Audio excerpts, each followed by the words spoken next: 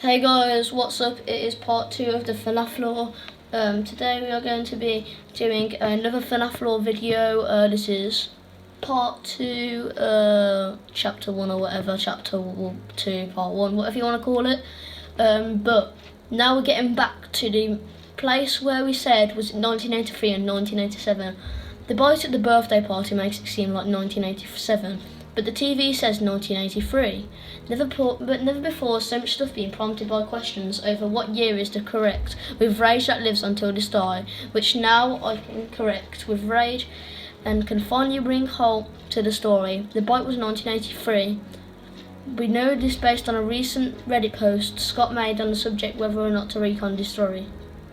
Reading this, which meant obvious misconception from FNAF 4, was the year the events of the game took place, which in true word he clarified that sister location's private room code of 1983, 1983, where Michael revisits his father's control room decades after the fact. He's seen that all along William had been surveilling their family home using cameras that were password protected for one of the most sorrowful days of his life.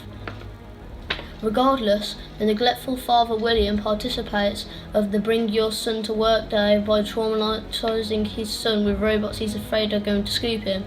Carlum, his older brother, didn't help by getting his friends to help bring him up to Fredbear, which is the one he's most scared of. The story comes to Fredbear now where to a climax where his brother's teasing goes way too far, getting his younger brother's head chomped at his own birthday party.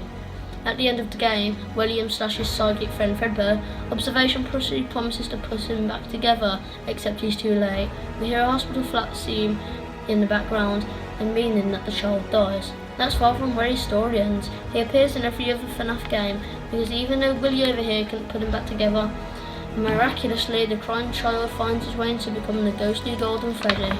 This leaves us with two, the older brother and the dad, father and son, purple guy and another purple guy. Which leaves the rest of the story a serial killer father and a son who's following behind, retracting his father's steps to undo his father's cruel work, and free the spirits of the dead children. This next bit we're all pretty familiar with, since it's based on the evidence about Pharaoh Guy. The bite of 83 caused the spring lots to get discontinued. William, acting as the technician across all the Fredbear pizzerias, started using the golden body outfit to lure children to the secret safe room. He first strikes on June 26, FNAF 1 location. Then his murder dealt the missing children incident eventually gets the place shut down. Foxy, Bonnie, Chica and Freddy now get 4 of the children to power their engines. Those characters along with Puppet get shifted to the FNAF location in FNAF 2, along with some new toy robots linked to criminal database to prevent a mass murder from happening again. Even some old favourites get pulled out of retirement, specifically Balloon Boy. Jeremy Fitzgerald comes in to be the next security guard, but gets himself bit by the agitation animatronics, an event that comes to be known the bite of 1987, an event that forces the company to seize any free roaming activity from any robots. Thank you guys for watching that episode of FNAF Lore. Make sure to subscribe, hit the notification bell for more FNAF Lores. The next one, bye!